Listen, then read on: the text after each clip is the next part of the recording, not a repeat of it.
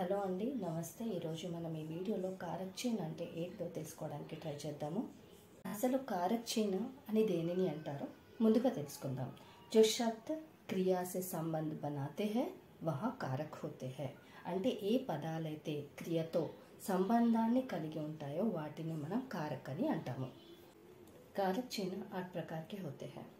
कर्ता कारक, कर्म कारक, करण कारक, संप्रदान कारक, అపాదాన కారక్, సంబంధ కారక్, అధికరణ కారక్, సంబోధన కారక్.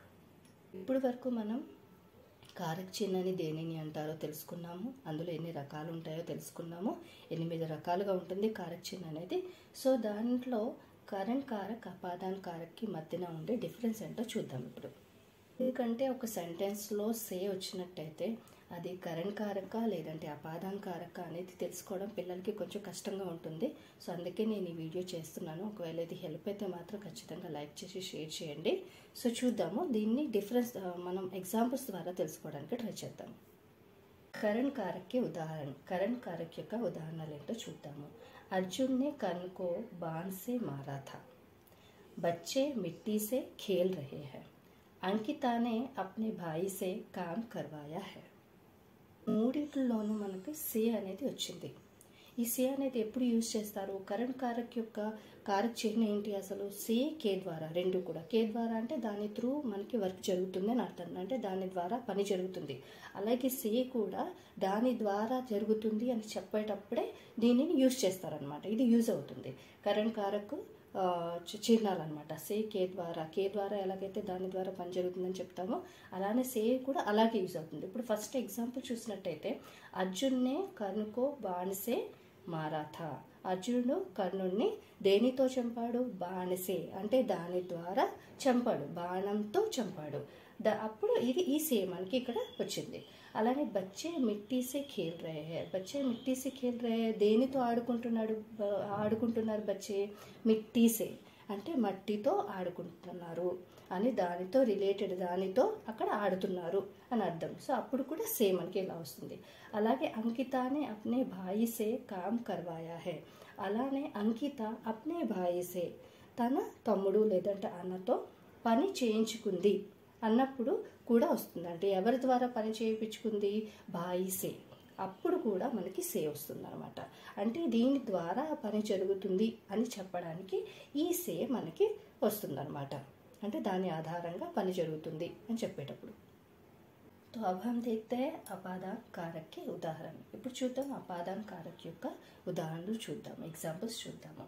उसके सर से टोपी गिर गई. गीता घर से निकली. పేడ్ సే పత్తా గిరా. ఈ మూడిట్లోనూ కూడా మనకి సే అనేది కనబడుతుంది. ఇక్కడ ఈ అపాదాన కారక్ యొక్క సే ఏదైతే ఉందో అది ఎప్పుడూ కూడా సెంటెన్స్లో మనకి ఏదో ఒకటి విడిపోవటాన్ని సూచిస్తూ ఉంటుంది అనమాట. ఏదో ఒకటి వేరు చేయడం కానీ విడిపోవటాన్ని కానీ మనకి ఎక్కువగా సూచిస్తుంది. అప్పుడు మాత్రమే ఈ సే మనకి యూజ్ అవుతుంది అనమాట. సెంటెన్స్లో మనకు వస్తుంది, మనకు కనబడుతుంది. అక్కడేమో మనం ఆధారంగా చేసుకుని దాని ద్వారా పని జరిగిందని ఎలాగైతే చెప్తామో అలాగే అపాదాన కారక్ యొక్క సే ఏదైతే ఉందో అది ఎప్పుడు కూడా ఏదో ఒకటి విడిపోవటాన్ని కానీ విభజించడాన్ని కానీ మనకి చూస్తామన్నమాట మనం ఆ సెంటెన్స్లో. ఇప్పుడు ఎగ్జాంపుల్స్ ద్వారా చూద్దాము. ఉస్కే సర్సే టోపీ గిర్ గయి. ఉస్కే సర్సే టోపీ గిర్ గయి అంటే అతని తల నుండి టోపీ పడిపోయింది కిందకి. అంటే తల నుంచి టోపీ ఏమైంది? వేరైపోయింది అనమాట. సో అక్కడ ఎక్కడో చోట వేరు అనేది మనకు కనబడుతుంది. సో అప్పుడు ఈ సే మనకి ఇక్కడ వచ్చిందనమాట. సో అలా మనం గుర్తించాలి దీన్ని. అపాదాన కారక్ మళ్ళీ కరణ్ కారక్ యొక్క మనం డిఫరెన్స్ని మనం చూడాలన్నమాట. అలాగే గీత ఘర్ సే నిక్లీ. గీత ఏమైంది? ఇంటి నుండి బయలుదేరింది. ఇప్పుడు ఏమైంది? ఇల్లు మరియు గీత ఏమైంది? దూరం అయిపోయారు. ఏదో ఒకటి విభజించడం అంటే గీత ఇంటి నుండి బయలుదేరి వెళ్ళిపోయింది, అంటే ఇంటి నుంచి గీత దూరం అయిపోయింది. ఇది కూడా ఎక్కడో చోట దూరాన్ని మనకి విభజించడాన్ని మనకి చూపిస్తుంది అనమాట. అలాగే పేడ్ సే పత్తా గిరా అంటే చెట్టు నుండి ఆకు రాలిపోయింది. ఏమైంది? చెట్టు నుండి ఆకు ఏమైంది? విడిపోయింది అనమాట. గీత ఎలాగైతే ఇంటి నుంచి బయలుదేరి దూరం అయిపోయింది, ఇల్లు అది దూరం అయిపోయారో అలాగే పేड़ से पत्ता गिरा, చెట్టు నుండి ఆకి రాలిపోవడం, సరిసే టోపీ గిర్ గయా అంటే తల నుంచి టోపీ పడిపోయింది, వేరైపోయింది. అంటే ఎక్కడో చోట సెంటెన్స్లో ఏమవుతుంది మనకి అది ఆ పని ఏదైతే జరిగిందో దాని నుంచి అది విడిపోయింది అనేది మనకి సూచిస్తుంది. సో మనం అలాగ దీన్ని గుర్తించాలన్నమాట.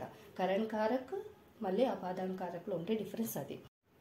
సో ఇదండి అపాదాన్ కారక్ ఇంకా కరణ్ కారక్ యొక్క మధ్యన ఉండే డిఫరెన్స్ అనమాట. సో నెక్స్ట్ వీడియోలో మనం కర్మకారక్ ఇంకా సంప్రదాన్ కారక్ మధ్యన ఉండే డిఫరెన్స్ చూద్దాము. ఈ వీడియో మీకు హెల్ప్ అవుతుందని అనుకుంటున్నాను. ఎవరైతే చూస్తున్నారో వాళ్ళకి, అర్థం కాని వాళ్ళకి ఇప్పటి వరకు ఏదైనా కన్ఫ్యూజన్ ఉన్నా కూడా ఈ వీడియోతో క్లియర్ అవుతుందని అనుకుంటున్నాను. నచ్చితే మాత్రం ఖచ్చితంగా లైక్ చేసి సబ్స్క్రైబ్ చేసుకోండి.